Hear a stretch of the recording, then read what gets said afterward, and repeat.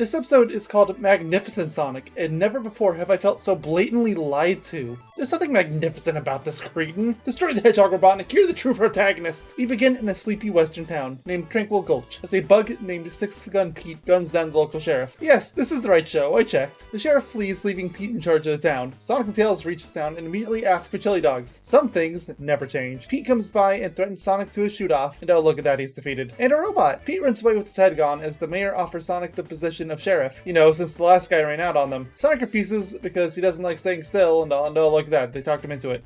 I can't be surprised anymore. And welcome back to Statue Watch. We have two statues this time. First off, we have the first one, episode 47-1, which is just the standard dark statue, high detail that we've seen a million times. I use 7-2 as the comparison shot, but yeah, it's the same statue. 47-2 is a little more unique, mostly because of the mouth. I could not find anything with the mouth that had that shape, or with the mustache that had that shape. Like, there was one that came really close, but nothing quite lined up. Every time there's a little imperfection, like again, there's the mustache or the mouth, there's the fact that the belly button's just missing. I'm using 10-3 as my example, but again, nothing really lined up. This is a very unique bird. Anyway, back to the episode. We cut to Robotnik bragging about his plan to Scratch and Grounder. He wants to turn Tranquil Gulch into Gambler's Gulch, you know, since he took over already. Never mind Pete. Maybe do mind Pete, as he comes crashing in, telling Robotnik about what happened as best as he is able. Robotnik sends Scratch and Grounder in to stop them, and you know how the last episode felt a lot like the one before it? This one feels a lot, and I mean a lot, like the episode before those two. Untouchable Sonic, yes, I had to look up the name again. A sleepy western town, Sonic acting as the local law enforcement over Robotnik's robots, including Scratch and Grounder acting as bandits. Yeah, it's the same script. Sonic tries showing off his new position he didn't want 5 minutes ago by shooting some cans. As it turns out though, Sonic is probably the worst shot you could ever possibly hope for. He manages to hit everything around him except the cans. He even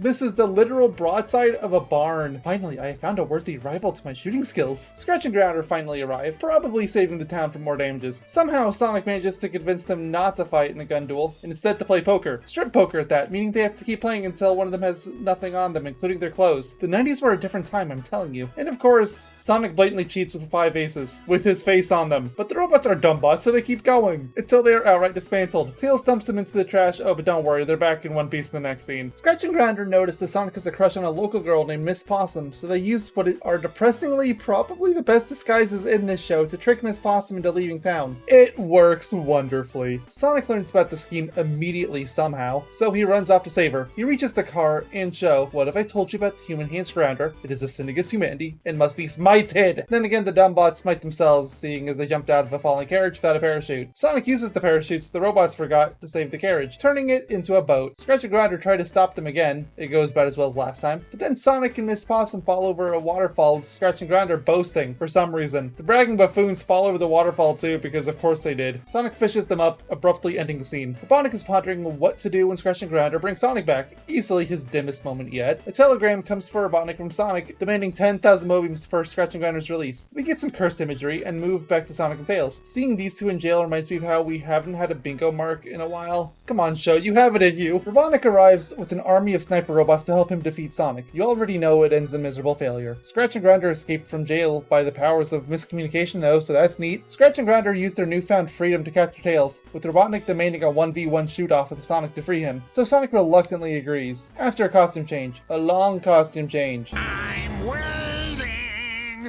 No, bad Robotnik. Somehow he doesn't even recognize where he's heard it before, even though he himself has said it before. Sonic comes out with his obligatory new costume of the episode, ready for the shootout, except he doesn't draw a gun. He draws a mirror to reflect Robotnik shots back at him, freeing Tails in the process. The episode ends with Sonic giving the sheriff position to Miss Possum as he and Tails run off to the sunset. The Sonic says it's about gun safety. Actually, no, if that fits. Final thoughts on the episode? Honestly, it's a dud even for this show. Not the worst, but bottom tier easily, just from how boring the plot is. Ignoring how much is lifted from the recent episode again, and still all you have is some lame shootouts from what is quickly becoming an overused setting in the show. Until next time, take care, stay safe, have a good one. Bye-bye!